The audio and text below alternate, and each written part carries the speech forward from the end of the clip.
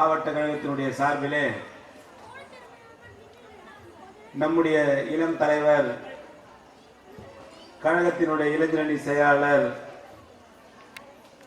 வருங்கால தமிழகம், நம்முடைய போற்றுதலுக்குரிய சின்னவர், மாண்புமிகு தமிழ்நாட்டினுடைய துணை முதலமைச்சர் அண்ணன் உதயநிதி ஸ்டாலின் அவர்களுடைய பிறந்தநாள் விழாவினை முன்னிட்டு மிகவும் சீரோடும் சிறப்போடும் நடைபெற்றுக் கொண்டிருக்கின்ற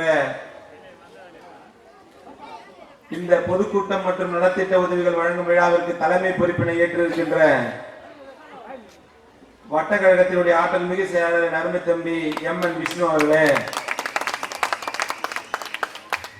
இந்த நிகழ்ச்சிக்கு முன்னிலை பொறுப்பினை ஏற்றிருக்கின்ற மாநில மருத்துவர்களுடைய செயலாளரும் ஆயிரங்களுக்கு சட்டப்பேரவை உறுப்பினரும் என் அருமை நண்பர் மருத்துவர் ஏழு நாகநாதன் அவர்களே, ஆயிரங்களுக்கு கிழக்கு பகுதியினுடைய ஆற்றல் மிகு செயலாளர் என் அருமை அண்ணன் மாப்பா அன்புதுரை அவர்களே, இந்த நிகழ்ச்சிக்கு வருகை தந்து சிறப்புரை ஆற்ற இருக்கின்ற தலைமை கழகத்தினுடைய பேச்சாளர் என் அருமை சகோதரர் ஆளுதுரை உத்ராபதி அவர்களே, இளம் தலைவர்களால் அடையாளம் காணப்பட்டு இன்றைக்கு மகளிர் அணி சொந்தங்களே, உங்கள் அனைவருக்கும் முதற்கண் மாலை வணக்கத்தினை தெரிவித்துக் கொள்கிறேன். நம்முடைய பகுதி கழகத்தினுடைய நிர்வாகிகளான துணை செயலாளர் வெங்கடேசன் அவர்களே, வைலட் மேரி அவர்களே, விட்டனா தலைமை பொதுக்குழு உறுப்பினர் அருமை சகோதரி வெற்றி செல்வி மாணிக்கம் அவர்களே, உங்கள் அனைவருக்கும் முதற்கண் மாலை வணக்கத்தினை தெரிவித்துக் கொள்கிறேன். பேசும்பொழுது நம்முடைய அருமையண்ணன் மாப்பா அன்புதுரை அவர்கள் இந்த 1000 விளக்குக்கு என்று ஒரு தனி வரலாறு உண்டு என்பதை தெளிவாக எடுத்துரைத்திருக்கின்றார். இந்த 1000 விளக்கு சட்டமன்ற தொகுதியிலே எப்படியெல்லாம் நம்முடைய இளம் தலைவராக இருக்கின்ற அண்ணன் உதயநிதி ஸ்டாலின் அவர்கள் நம்முடைய கழக தலைவருக்கு அன்றைக்கு தேர்தல் பிரச்சாரத்தில் ஈடுபட்டார். ஒரு 4 நாட்களுக்கு முன்பு கூட இரவு கிட்டத்தட்ட ஒரு 20 நிமிடம் என்னிடத்தில் தொலைபேசியிலே அண்ணன் மாப்பா அன்புதுரை அவர்கள் பேசும்போது கடந்த கால வரலாறுகளை எல்லாம் சொல்லிக்கொண்டே இருந்தார். அந்த வரலாறுகளை கேட்கும் பொழுது ஒன்றே ஒன்று நாம் புரிந்து கொள்ள வேண்டும். இப்படியெல்லாம் இந்த இயக்கத்திற்கு தியாகம் செய்யாமல் போயிருந்தால் இன்றைக்கு இந்த பொறுப்பிலே அவரால் அமர்ந்திருக்க முடியாது. இவரை போன்று பல ஆயிரம் பேர் இந்த இயக்கத்திற்கு தியாகம் செய்ததால தான் இன்றைக்கு இந்த இயக்கம் 75 ஆண்டு காலத்தை கடந்து இருக்கிறது. நம்ம இங்கு பார்க்கும்போது பேசும்போது சொல்லலாம், ஏத்த மாதிரி நம்ம அண்ணன் ராமலிங்கம் இருக்கார், அவர் இந்த இயக்கத்துக்காக எவ்வளவு தியாகம் செய்திருக்கிறார், எத்தனை தடவை ஜெயிலுக்கு போயிருக்கிறார்ன்றது எங்களை போன்றவருக்கு நன்றாக தெரியும். அப்படிப்பட்ட ஒரு நபர் இன்றைக்கும் நான் எங்க பார்த்தாலும் அவரை எப்படிப்பட்ட சூழ்நிலை அவர் இருந்தாலும் அவருக்கென்று என் மனதிலே ஒரு தனி இடம் இருக்கின்றது. அதற்கு என்ன காரணம் என்று சொன்னால், இவரை போன்று பல ஆயிரம் பேர், பல லட்சம் பேர் இந்த இயக்கத்திற்காக தியாகம் செய்து வளர்த்த இயக்கம் தான் இந்த திராவிட முன்னேற்ற கழகம். இன்றைக்கு 75 ஆண்டு காலத்தை கடந்தும் இன்றைக்கு இந்த இயக்கம் தழைத்தோங்கி இருக்கிறது என்று சொன்னால் எந்த விதமான எதிர்பார்ப்பும் இல்லாமல் இந்த இயக்கத்திற்காக உழைத்தவர்கள் பல ஆயிரம் கோடி பேர். அப்படிப்பட்ட சூழ்நிலையிலே இந்த 1000 விளக்கு சட்டப்பேரவை தொகுதியிலே முதலாக களத்திலே இறங்கி போராடியவரும் அண்ணன் உதயநிதி ஸ்டாலின் தான். களத்திலே இறங்கி வாக்கு சேகரித்தவரும் அவர்தான். ஆரம்ப கால அரசியலில் அரிச்சூடாக இருந்ததும் இந்த 1000 விளக்கு தான். அப்படிப்பட்ட 1000 விளக்கு சட்டப்பேரவை தொகுதியிலே இன்றைக்கு அவருக்கு பிறந்தநாள் விழா பொதுக்கூட்டம் மற்றும் நலத்திட்ட உதவிகள். முன்பொரு காலத்திலே இது தீநகர் சட்டமன்ற தொகுதியாக இருந்த காலத்திலே கூட அன்றைக்கும் இந்த பகுதி மக்களை காப்பாற்றியவர் நம்முடைய மறைந்த மாவீரர் அண்ணன் ஜே அன்பழகன் என்பதை நாம் மறந்துவிடக் கூடாது.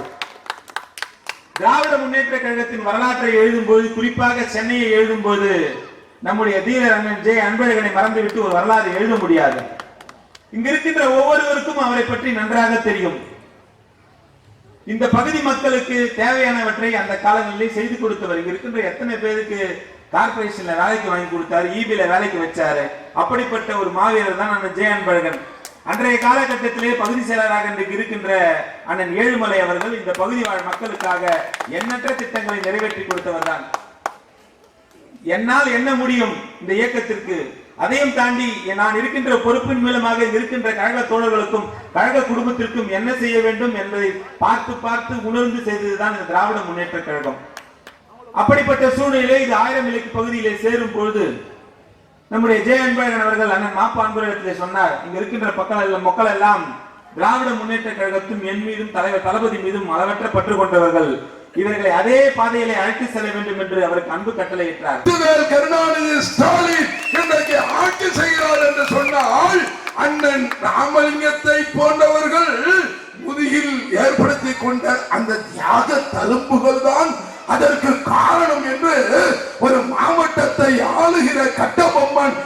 அண்ணன் சிற்றரசு என்கிற கட்டிடன் காலை இங்கே தொண்டர்களின் பாதுகாவலன், தொண்டர்களுக்கு அணிவகுத்து பிரச்சனைகளை தீர்த்து வைக்கிற முதல் தொண்டனாக, செயல் வீரராக, கடமை வீரராக மறைந்துவிட்ட மாவீரன் ஜே அன்பழகனுடைய வழியில் நான் பணியாற்றுகிறேன் என்று அவர் பெருமையை சொன்ன பொழுது நான் சிலிர்த்து போனேன். ஏனென்றால் பழக்கடை ஜெயராமன் என்றால் யாருக்கும் தெரியாமல் இருக்கார். இந்த கட்சி இதுதான்டா வரலாறு. எங்க அன்புதர் அண்ணன் அவரு பட்டாசு வெடிக்கிறது போல வெடிச்சாரு. அவங்க அப்பா பேரு பார்த்தசாரதி, தாத்தா பேரு மாயவன், மாப்பா அன்புதுரை. திமுகவின் முதல் வரலாற்றை எழுதியவர் பார்த்தசாரதி என்கிற ஒரு அண்ணாவிற்கு மிகவும் நெருக்கமாக, அணுக்கமாக அண்ணா நடத்திய ஆங்கில பத்திரிகை ஹோம் ரூல் பத்திரிகைக்கு ஒரு முதுகெலும்பாக இருந்தவர். அவரும் திருச்சி வெங்கடாச்சலம் வழக்கறிஞரும். இதுதான்டா வரலாறு. அதெல்லாம் எங்க மாவட்ட சில அழகாக சொன்னார். அதுபோல அண்ணன் நுங்கை ராட்சி. என்னை நான் சொல்கிற போது சொல்லுவேன், மூக்குக்கு கீழே மீசை முளைப்பதற்கு முன்னால் இருந்து மறைந்துவிட்ட ஐயா பொன்னியின் செல்வன் காவிரி கரை